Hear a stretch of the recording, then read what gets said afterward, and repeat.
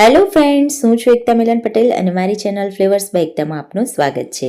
અત્યારે મેથી અને મટરની સિઝન ચાલી રહી છે, તો ઘરે ઢાબા જેવા સ્વાદ, ટેક્સચર અને લુક સાથે આજે આપણે સ્પેશિયલ ટામેટાની મસાલા સાથે ગ્રેવી બનાવી લાસ્ટમાં મલાઈ એડ કરી ડિલિશિયસ ડીશ મેથી મટર મલાઈ સબ્જી બનાવીશું. બધા મસાલા સાથે આ ડીશ એટલી ટેસ્ટી બને છે કે એમાં બિલકુલ મેથીની કડવાશ રહેશે નહીં. તો ચાલો બનાવવાનું શરૂ કરીએ. સૌપ્રથમ ગ્રેવી બનાવવા માટે આપણે એક પેનમાં 2 ટીસ્પૂન જેટલું ઓઇલ એડ કરી 3 થી 4 લવિંગ, 2 એલાયચી, 1 ટુકડો તજ, 1 ટીસ્પૂન મરી અને 2 આદુના ટુકડા એડ કરી અડધી 1 મિનિટ જેવો મસાલાને સાતળી લઈશું. જો તમે ડુંગળી એડ કરવા માંગતા હો તો 2 ડુંગળીને ઝીણી સમારી સ્લાઇડ ગોલ્ડન બ્રાઉન થાય ત્યાં સુધી સાતળી લેવી. ત્યાર પછી મોટા મોટા ટુકડામાં કટ કરેલા મીડિયમ સાઇઝના 4 થી 5 ટામેટા એડ કરી 10 જેવા કાજુ એડ કરીશું. ત્યાર પછી 1/2 ટીસ્પૂન હળદર, 1 ટીસ્પૂન કાશ્મીરી લાલ મરચું પાવડર, 1/2 ટીસ્પૂન ધાણા જીરું પાવડર, ગ્રેવીના માપ પ્રમાણે સ્વાદ અનુસાર આશરે 1/2 ટીસ્પૂન જેટલું મીઠું એડ કરી બધા મસાલાને ટામેટા સાથે બરાબર તેલમાં સાતળી લઈશું.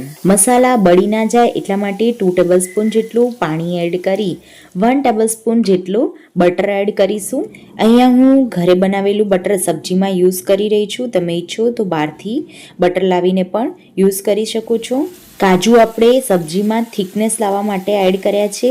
કાજુથી સબ્જીનો ટેસ્ટ પણ બેટર લાગશે. ધાબામાં કાજુની જગ્યાએ ઘણીવાર શેકેલા સિંગદાણાના ફોતરા ઉતારીને પણ યુઝ કરવામાં આવતો હોય છે. તમે શેકેલા સિંગદાણા અને થોડા કાજુ એમ બંને મિક્સ કરીને પણ એડ કરી શકો છો. ટામેટા સોતાઈ થઈ સોફ્ટ થઈ ગયા છે. હવે આપણે મિક્સચરને ઠંડુ થવા દેવા માટે ગેસ પરથી સાઈડમાં મૂકી દઈશું.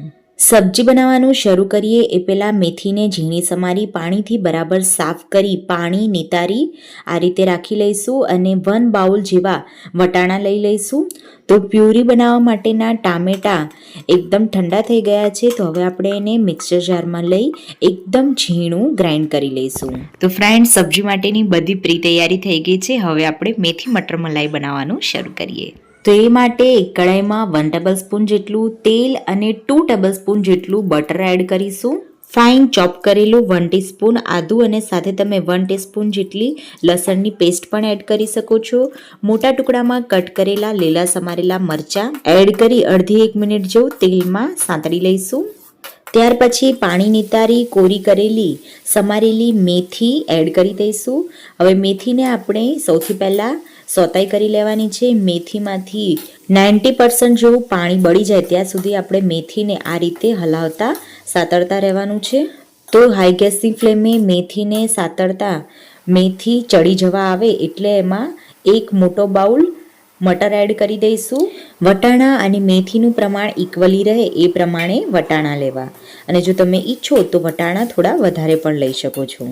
હાઈ ગેસની ફ્લેમે 2-1 મિનિટ જો વટાણાને પણ આપણે તેલમાં સતત હલાવતા સાતળી લઈશું. અહીંયા ખાસ ધ્યાન રાખવાનું છે કે મેથી બિલકુલ કાચી ના રહેવી જોઈએ. જો મેથી કાચી રહેશે તો થોડી કડવાશ સબ્જીમાં આવી શકે છે. એટલા માટે મેથી પ્રોપર ગ્રેવી એડ કરીએ એ પહેલાં ચડી જવી જોઈએ. તો હવે આપણે ટામેટાની ગ્રેવી એડ કરી દઈશું.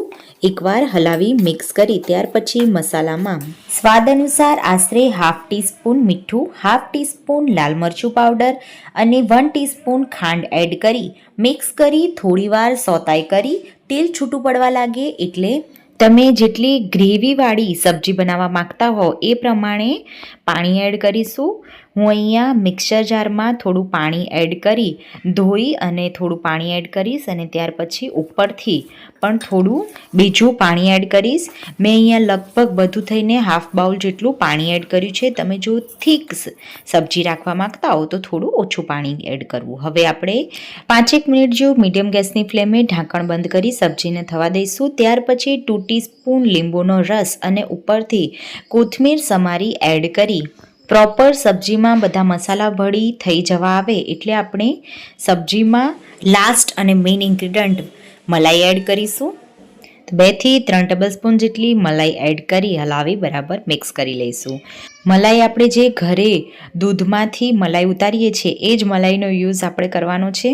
તો લાસ્ટ એકાદ મિનિટ જો મિક્સ કરી થવા દઈ ત્યાર પછી આપણે સબ્જીને સર્વ કરી લઈશું. મલાઈ એડ કર્યા પછી સબ્જીને વધારે વાર સુધી ગેસ પર રાખવી નહીં, બાકી એમાંથી ઘી છૂટું પડી શકે છે.